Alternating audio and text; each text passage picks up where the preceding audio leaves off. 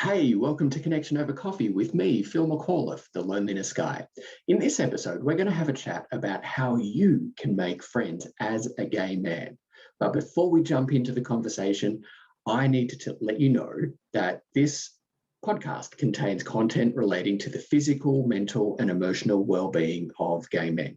If that's going to offend you or anyone in earshot, now's the time for you to move on. But with all of that said, how about you go get us a table and have a chat to Kevin, and I'll go get us a coffee. I'll see you in a tick.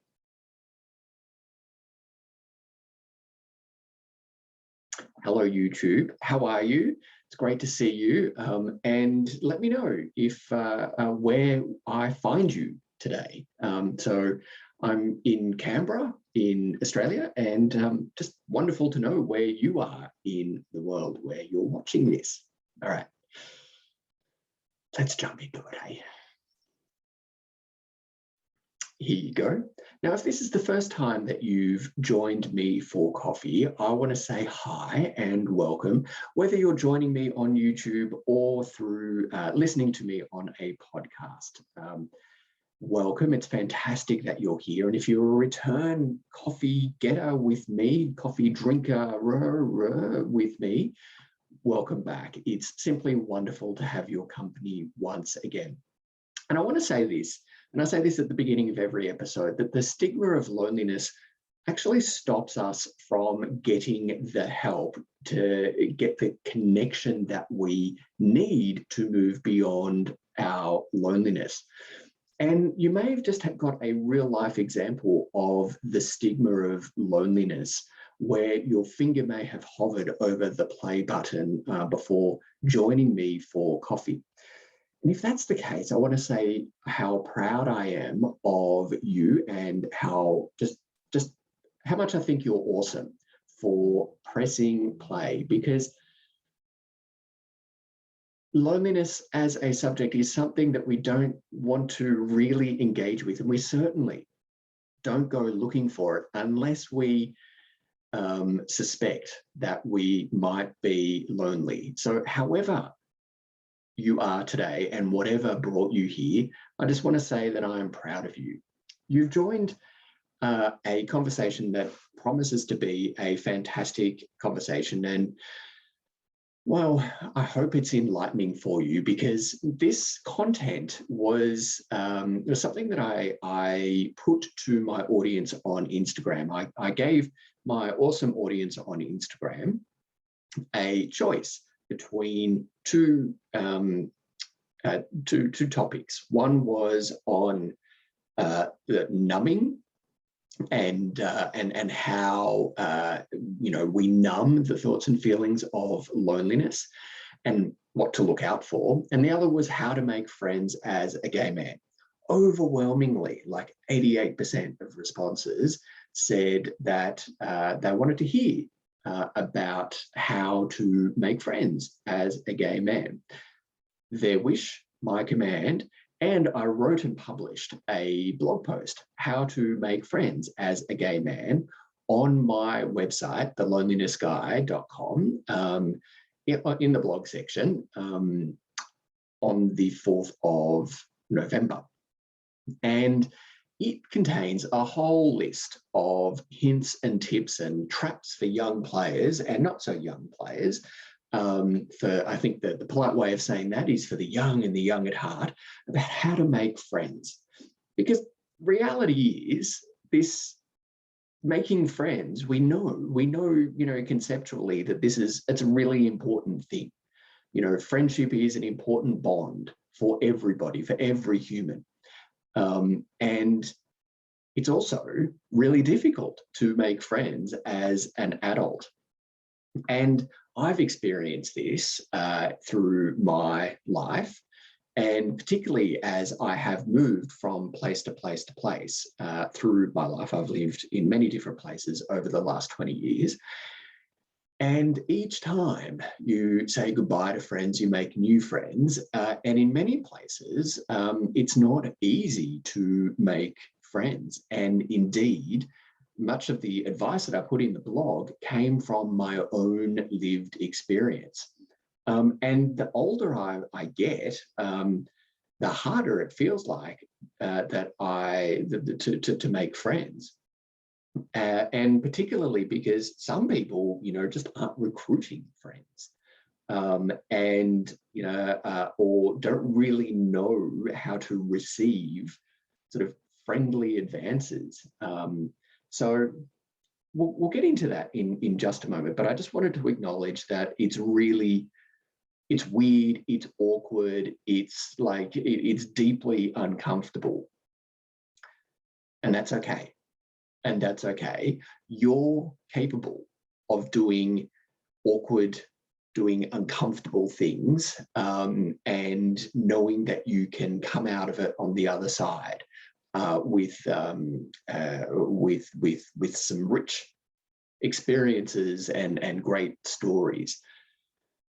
But your bravery, your courage is going to be needed in making friends, because you're going to have to put yourself out there, and the thoughts and feelings of vulnerability are, well, shit your pants scary. And that's okay. They're shit your pants scary for everybody. And like many things in life, like many things with loneliness, we don't do it alone. So with all of that said, let's go together. So I'm not going to go through each of the things, each of the hints and tips that I put in the blog. There's a link to the episode description. There's a link to the blog in the episode description, and I invite you to go and read it, and let me know what you think, and if there are any other hints and tips that you want to share with me that I can share with the rest of the audience. But I want to say two things before we jump into like the highlights and like the key points that I want to really discuss with you. First, we know that making friends is really important, and having a friendship group and a strong friendship group is really important for humans. And in the course of reading this, or like researching for this blog and this content, I came across Dunbar theory, and it's written by, developed by a psychologist in the United Kingdom, which says that we cannot, as humans, handle more than 150 connections in our life. And so it prompted me to reflect on the quantity and quality of my relationships, and anything beyond 150, it does make sense. Like, how can you keep track of, that many things in other people's lives in order to have like a meaningful conversation? So how many close connections do you have?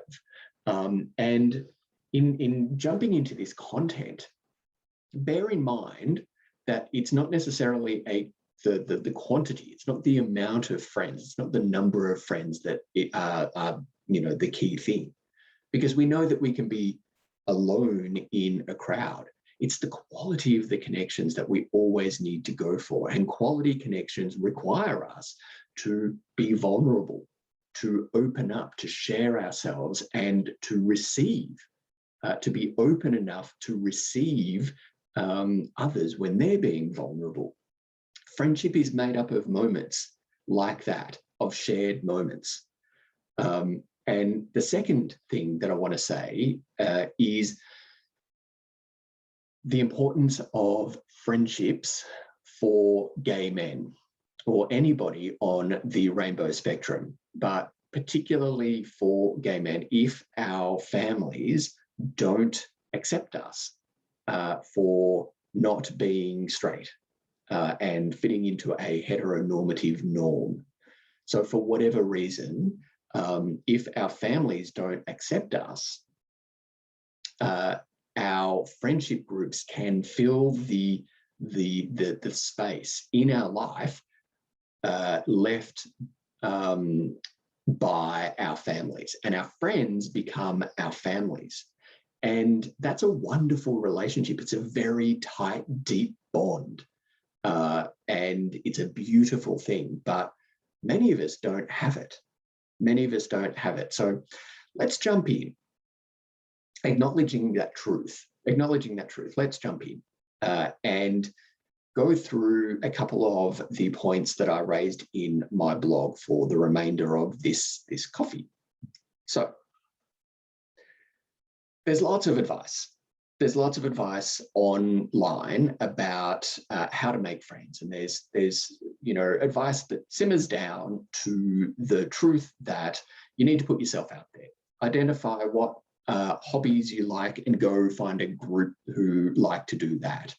And in the LGBTIQ plus communities, there's an awful lot of diverse groups. I'm sure locally that you can put yourself into and reach out to. And there's lots of other fantastic advice on the internet about how to go about making friends and hints and tips. Please go and research that. I don't want to duplicate that because there's enough out there. But specifically from my perspective, going beyond those immediate hints and tips, I want to say that we need a bucket load, an absolute shit ton of patience. Friendships take time to grow and mature and develop and evolve. And looking for a quick fix, looking for the answer is not the way to make friends. I can't say to you, and anybody who does say to you, say this, do this, make a friend. It doesn't work that way, and you know it. You know it. That's why you're here. You're not looking for a quick fix. You're here having a coffee with me right now, and you know that you need to be patient. But patience is easier said than done when you're feeling lonely. A friend is also not going to solve your loneliness for you. Your loneliness is your loneliness alone to solve. Your friend, me, everybody in this community comes along with you on your path to connection, and you in working through, acknowledging and then working through your loneliness, you do that with other people. But nobody else solves your loneliness but you. That's yours to solve. So I see this a lot in forums on social media about how meeting Mr. Right, how making friends will cure my loneliness. Perhaps it will relieve your loneliness. Perhaps it will cure your loneliness, but it definitely will relieve your loneliness. But unless, and this is the critical thing, unless you are putting your authentic self out there, the connections that you make, if you're putting your masks on and keeping your masks on and trying to be something that you're not, or someone who you're not, those connections that you make aren't going to be real. They're not going to be genuine, and they're going to feel like they're doing something, but they're not actually going to solve your loneliness. That happens when you put your real authentic self out there, and that goes back to being shit your pants scary. And that's absolutely terrifying. And those that thought, that understanding that that's really scary stops so many of us before we even get started. And if that's where you are, that's okay. That's okay. You're here now, and we can do this together. And actually acknowledging that with humility, without judgment of self, is actually a really important first step to take. That this is hard, and it's hard to put yourself out there in a way that is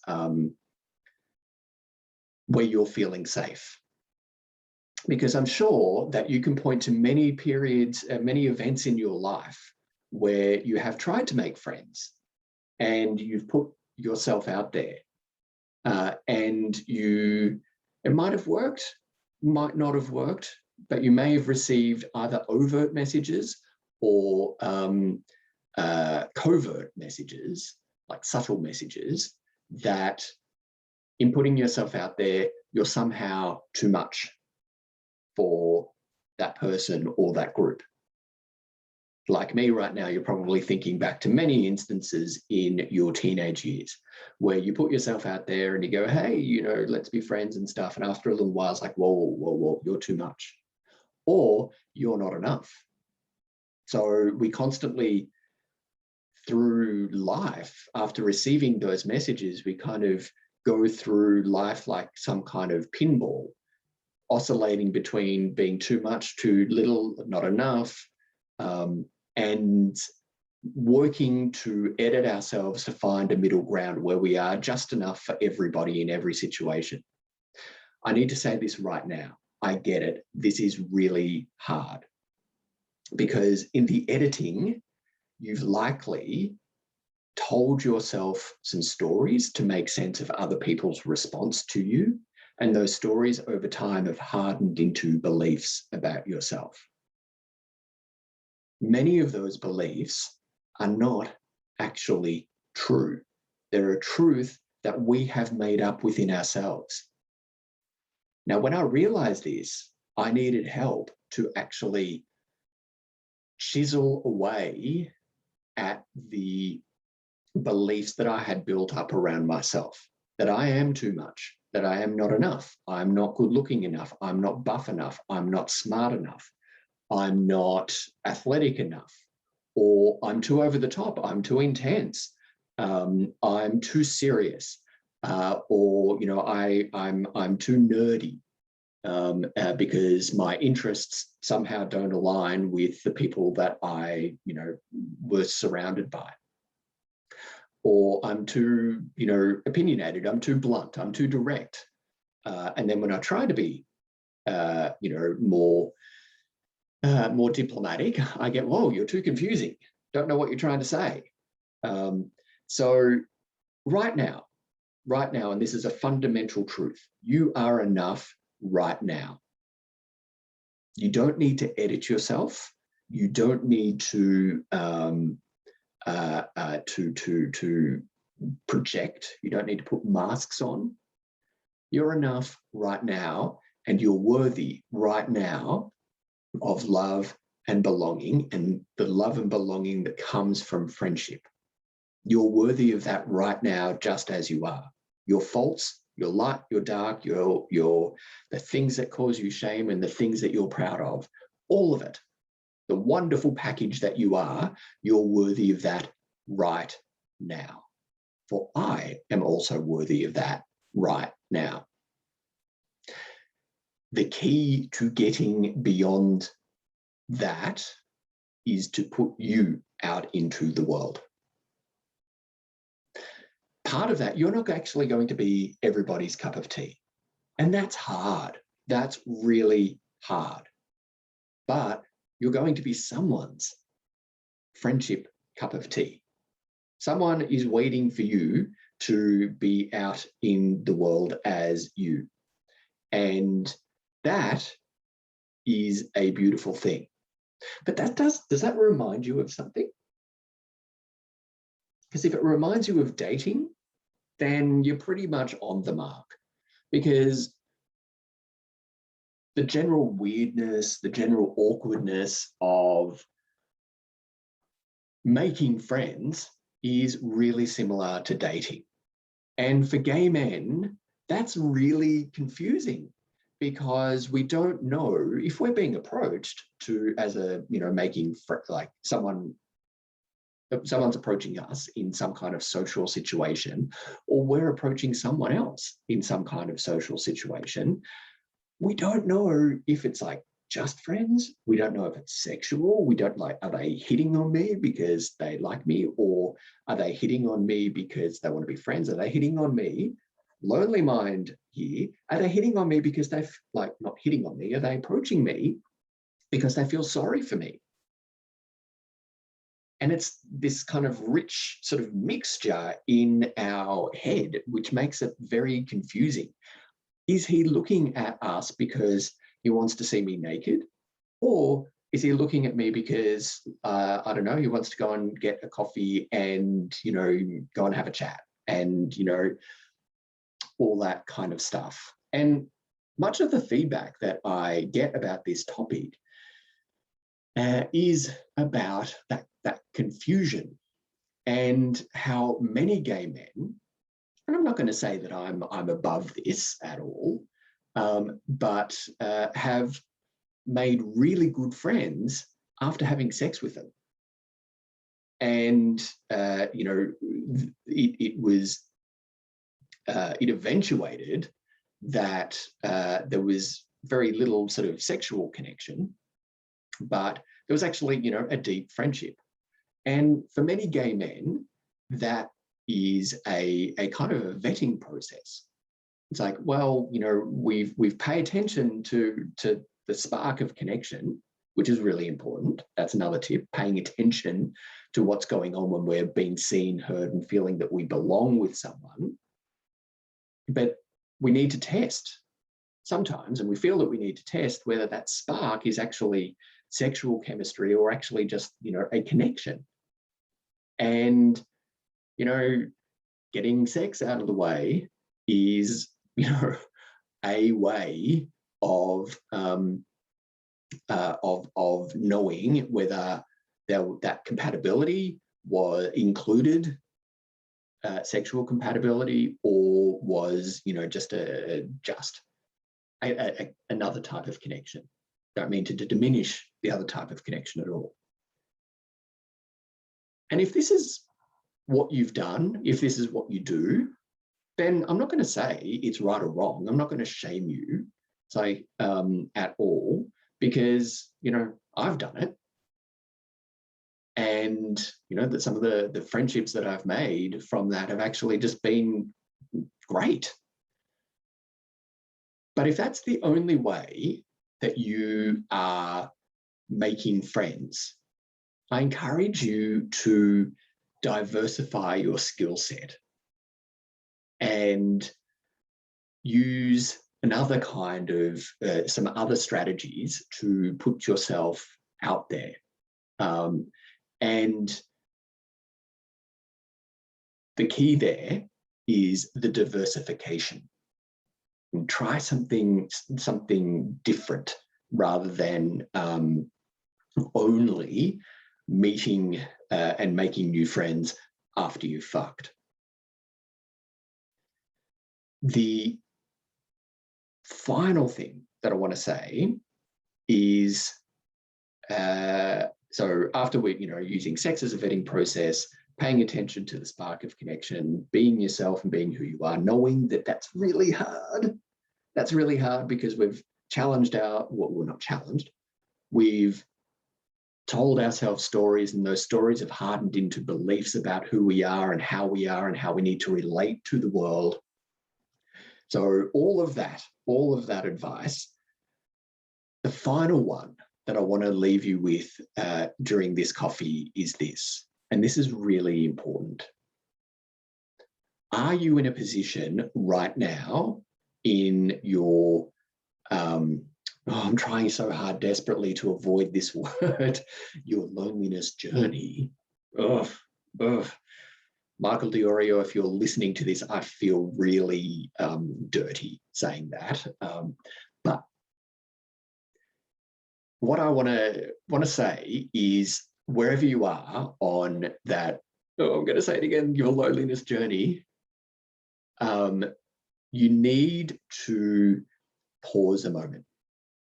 Please, I invite you to pause a moment and ask yourself the question, am I friendship material right now? And of course you are. Of course you are. The answer is yes, you are right now. But consider this on top of knowing that right now you're worthy of the love and belonging that you get from friendship, just as you are. But consider this. Loneliness puts us in fight or flight.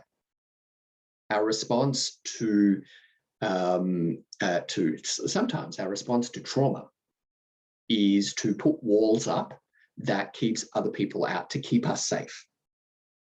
And sometimes when someone sort of wants to come in as a friend to our space where we feel safe, we can feel threatened. And we can see their advances towards making connection as a threat to us. And so we can operate from a place of wanting to keep ourselves safe. And sometimes that makes us argumentative. Sometimes that makes us just really cranky. And we can see this happening so often, and often through keyboard warriors on social media. Deep down, many keyboard warriors, I would say, are lonely and are trying to justify their own thoughts and feelings by bringing other people down and keeping other people away. If that's the case, that's okay. That's completely okay. And I understand it, because you're likely responding to something that has upset you deeply in the past. And that's something that you might need some help with. You might need the help of a coach. And there are people in my team who I can happily refer you to, including Kevin Moran, who you heard from before. Or you might need the help of another licensed mental health professional to help you make sense of that, the stories and the beliefs that you've created that are manifesting right now in hostility towards other people to keep you safe. The other thing is on that, on being friend material, and this is critical, is do you have space in your life right now for friends? Because one of the things that we often do, and I'm putting my hand up here as someone who does this all the time, still, I'm the loneliness guy. I know how important connection is, but I do this, okay? I'm not saying that I'm immune to this, but busyness kills connection. Busyness kills connection, and we use busyness as a numbing agent to justify and to justify our existence, to prove our worth. And all this busyness, be it at work, any kind of commitment, can stop us from having spare time where we are alone with our thoughts, we are alone with our feelings. So busyness, busy is a sure way of killing a relationship with another human, whatever kind of relationship that is. So the question that I ask you right now, and as we wind up this coffee, is this: do you have space in your life that is needed for other people? Because if you don't, if you're filling it up with everything else, how can anyone else get a look in? If your day is so tightly scheduled that the only time that you have is, I don't know, 15 minutes to down a coffee really quickly, to scull a coffee and go, great to see you later. Friendships, like all relationships, require time, require the investment of time, and require the being present with humility and vulnerability. And if you can't do that, are you actually in a friendship, like in the space to make friendships? This busyness kills connection is going to be the stuff of like another topic that we'll be exploring in the next little while. It's on the list. But for this conversation, I need to wrap this up. If you've got some comments for me, if you've got some feedback, please let me know. Send me an email, connect@thelonelinessguy.com, or reach out to me on socials, on Instagram, Facebook, LinkedIn, Pinterest, YouTube, and I think that's it. I think that's all where I am.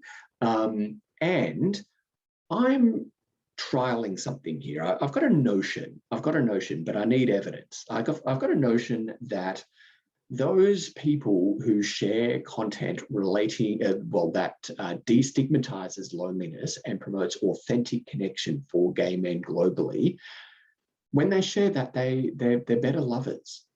But it's a notion that I have, but I need to test it. So how can you help me out? Can you share this content if it really spoke to you?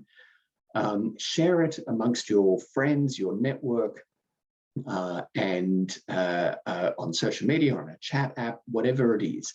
Let others know about this content, and then let me know if my theory is, my notion is real. If you do get feedback that you're a great lover, let me know. There's no wrong way of sharing this, but it would really help me out immensely. And if you like this, please give this a rating through the service, on the service through which you're now listening. All right. Thank you so much for spending some time with me. It's always a pleasure to have coffee with you. And I'll catch you next time. Stay safe, stay well, and just be awesomely you, knowing that you're worthy of love and belonging through friendship right now, just as you are.